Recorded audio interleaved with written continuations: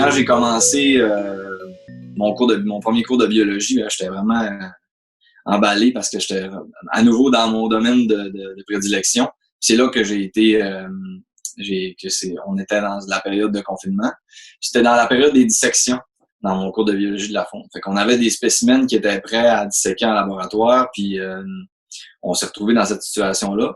Fait que ce qui s'est passé, c'est que j'ai utilisé mon bagage d'improvisateur parce que je fais de l'impro en parallèle. Je faisais de l'impro en parallèle. Puis c'est ça, j'ai commencé à utiliser des modèles, des schémas.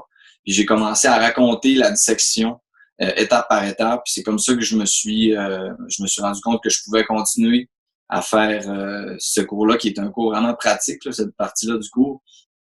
Fait que j'ai commencé à monter des capsules avec les outils qui étaient disponibles, qui étaient rendus disponibles par Expertise, puis avec le support des aides pédagogiques, j'ai été capable de monter des capsules pour faire la dissection du poisson, de l'oiseau, du mammifère. Puis au début, je me collais beaucoup à ce qu'on était supposé faire.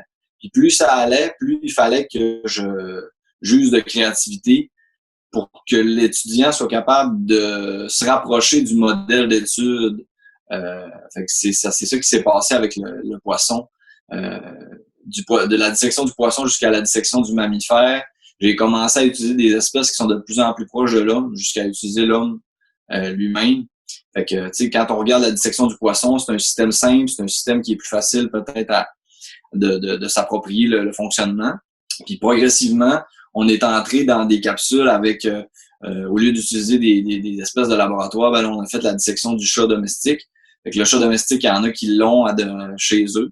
Puis c'est pas de disséquer son chat à la maison, mais c'est de pouvoir l'avoir à portée de la main, puis de pouvoir observer le comportement du chat, comment le chat se tient debout, parce que là, il y a un continuum dans la formation de biologie de la faune, c'est qu'une fois qu'on a fait les dissections, on tombe dans les indices de présence de la faune dans le milieu naturel.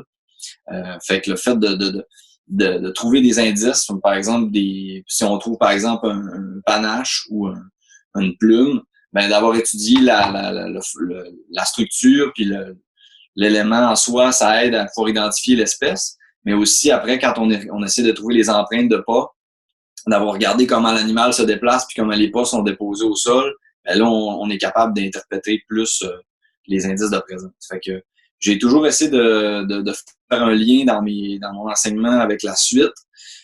Puis la suite,